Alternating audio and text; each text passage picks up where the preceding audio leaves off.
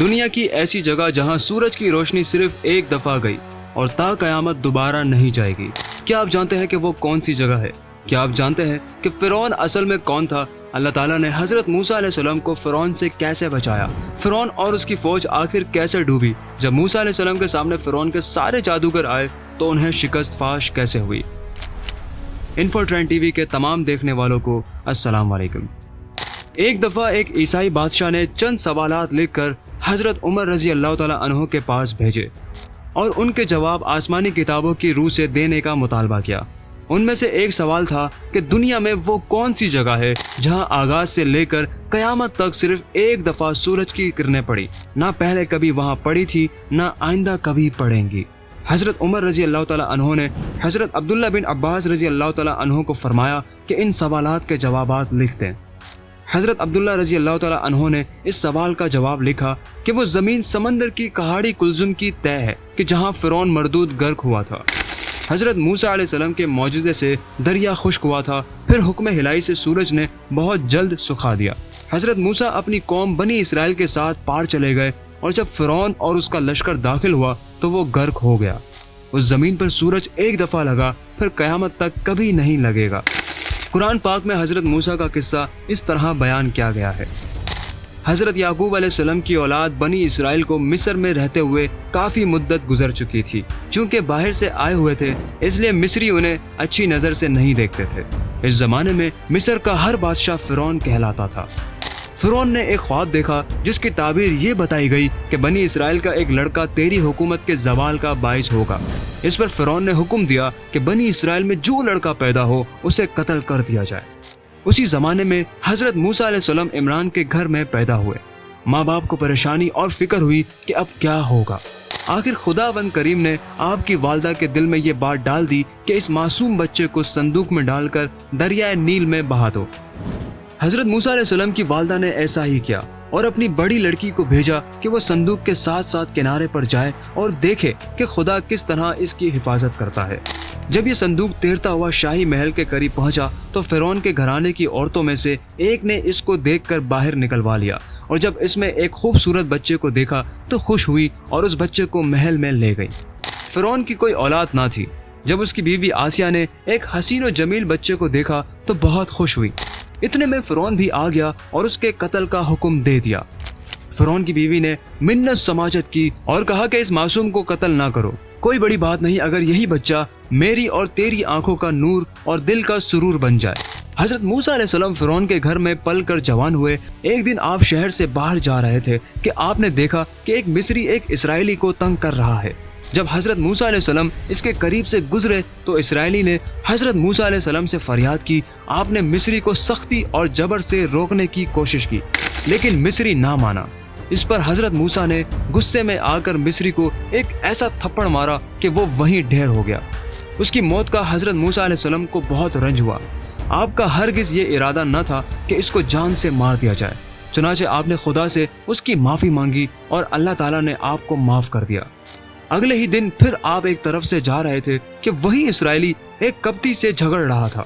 آج پھر اس نے حضرت موسیٰ علیہ السلام سے فریاد کی۔ آپ کو اگرچہ بہت ناگوار گزرا مگر آپ نے ایک طرف تو اس کپتی کو روکا اور دوسری طرف اسرائیلی کو ڈانٹا کہ تو ہر وقت جھگڑا مول لے کر بلا وجہ فریاد کرتا رہتا ہے۔ جو ہی حضرت موسیٰ علیہ السلام نے ان کو ہٹانے کے لیے ہاتھ اٹھایا تو اس نے سمجھا کہ مجھے مارنے لگے ہیں۔ وہ چلایا، موسیٰ کل تم نے ایک مصری کو مارا، اسی طرح آج مجھے بھی ہلاک کرنا چاہتے ہو۔ پھر کیا تھا، سارے شہر میں خبر مشہور ہو گئی کہ کل والے مصری کو حضرت موسیٰ نے مارا تھا۔ فرعون نے ان کی گرفتاری کے احکام جاری کر دیے۔ اس وقت ایک آدمی فرعون کے دربار میں موجود تھا جو حضرت موسیٰ سے عقیدت رکھتا تھا۔ اس نے فوراً حضرت موسیٰ کو جا کر سارے واقعے کی اطلاع دی اور مشورہ دیا کہ آپ فوراً یہاں سے نکل جائیں۔ چنانچہ حضرت موسیٰ بے سر و سامانی کے عالم میں نکل کھڑے ہوئے اور منزلیں طے کرتے ہوئے مدین کے شہر جا پہنچے۔ ایک دن حضرت موسیٰ بکریاں چراتے ہوئے دور نکل گئے۔ رات ہو گئی اور آپ راستہ بھول گئے۔ رات بڑی سرد اور تاریک تھی۔ آپ کو آگ کی تلاش ہوئی، ادھر ادھر دیکھا، سامنے کو کوہ سینا پر چمکتا ہوا شعلہ نظر آیا۔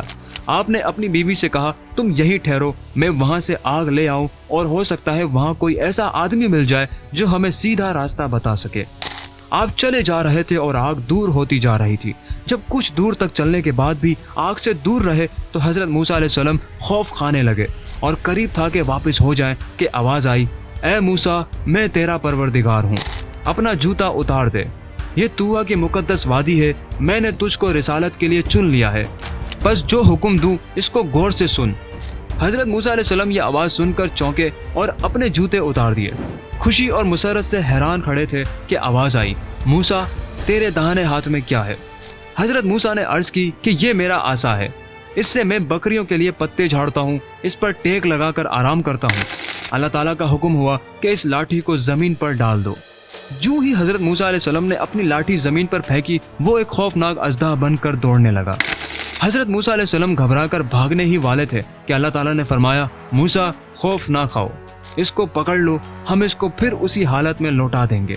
جب حضرت موسیٰ علیہ السلام نے اس اژدہا کو پکڑا تو وہ پھر سے لاٹھی بن گئی۔ اب اللہ تعالیٰ نے حکم دیا کہ اپنے ہاتھ کو گریبان کے اندر مس کر کے باہر نکالیے، وہ روشن ہو جائے گا اور یہ ایک بیماری نہ ہوگی بلکہ تیرے اللہ کی نشانیاں ہیں۔ ہماری ان نشانیوں کو لے کر فرعون کے پاس جاؤ اور اس کو اور اس کی قوم کو سیدھا راستہ دکھاؤ، اس نے بہت سرکشی اور نافرمانی اختیار کر رکھی ہے اور وہ بنی اسرائیل پر انتہائی ظلم کر رہا ہے، ان کو اس غلامی اور ذلت سے نجات دلاؤ۔ حضرت موسیٰ علیہ السلام اپنے بھائی ہارون کو ساتھ لے کر فرعون کے دربار گئے اور فرعون سے کہا کہ خدا نے مجھے اپنا پیغمبر اور رسول بنا کر تیرے پاس بھیجا ہے۔ ہم تم سے دو باتیں کہتے ہیں، ایک تو خدا واحد پر ایمان لاؤ، دوسرے بنی اسرائیل پر ظلم و ستم سے باز آ جاؤ اور ان کو غلامی سے نجات دو۔ فرعون سے کافی باتیں ہوئی۔ حضرت موسیٰ علیہ السلام نے پیار و محبت سے فرعون کو سمجھانے کی بہت کوشش کی اور جب اس سے کوئی جواب نہ بن سکا تو درباریوں سے کہنے لگا کہ یہ کوئی پاگل معلوم ہوتا ہے اور بحث کرنے لگا اور اپنے وزیر بامان سے کہنے لگا کہ ایک اونچی عمارت بناؤ جس پر چڑھ کر میں موسیٰ کے خدا کو دیکھ سکوں، اور میں تو اس کو جھوٹا سمجھتا ہوں۔ حضرت موسیٰ علیہ السلام نے کہا کہ میں اپنی صداقت میں تیرے پاس ظاہر نشان لایا ہوں۔ فرعون نے کہا اگر تیرے پاس کوئی نشان ہے تو ہمیں بھی دکھا۔ حضرت موسیٰ علیہ السلام نے اپنی لاٹھی کو زمین پر پھینک دیا اور وہ ایک خوفناک اژدہا بن گیا۔ پھر اپنا ہاتھ گریبان کے اندر لے گئے، جب نکالا تو وہ ایک روشن ستارے کی طرح چمک رہا تھا۔ یہ دیکھ کر فرعون کے درباری چلا اٹھے کہ یہ تو کوئی بہت بڑا جادوگر ہے۔ چنانچہ یہ فیصلہ ہوا کہ اب تو موسیٰ علیہ السلام اور ہارون کو جانے دیا جائے اور کچھ دن بعد اپنی سلطنت کے تمام بڑے جادوگروں کو اکٹھا کر کے حضرت موسیٰ علیہ السلام سے مقابلہ کرایا جائے۔ مقابلے سے پہلے حضرت موسیٰ علیہ السلام نے عوام کو مخاطب کرتے ہوئے فرمایا، اللہ پر جھوٹی تہمت نہ لگاؤ، ایسا نہ ہو کہ خدا کا عذاب تم کو دنیا سے تباہ و برباد کر دے۔ جادوگروں نے آگے بڑھ کر کہا کہ ان باتوں کو جانے دو، اب ذرا دو دو ہاتھ ہو جائیں، اب یہ بتاؤ کہ پہل تم کرو گے یا ہم کریں۔ آپ نے دیکھا کہ اب ان پر کوئی بات اثر نہیں کرتی تو آپ نے فرمایا کہ پہل تمہاری طرف سے ہونی چاہیے۔ اب ان جادوگروں نے اپنی رسیاں باندھ اور لاٹھیاں زمین پر ڈال دی، جو اژدہا بن کر زمین پر دوڑنے لگے۔ یہ دیکھ کر حضرت موسیٰ علیہ السلام کچھ گھبرا گئے، مگر اسی وقت خدا کا حکم ہوا، موسیٰ خوف نہ کھاؤ، ہمارا وعدہ ہے تم غالب رہو گے، اپنی لاٹھی کو زمین پر ڈال دو۔ حضرت موسیٰ علیہ السلام نے فوراً اپنا عصا زمین پر پھینک دیا اور وہ ایک خوفناک اژدہا بن گیا جس نے تمام جادو کے زور سے بنے ہوئے نمائشی سانپوں کو نگل لیا۔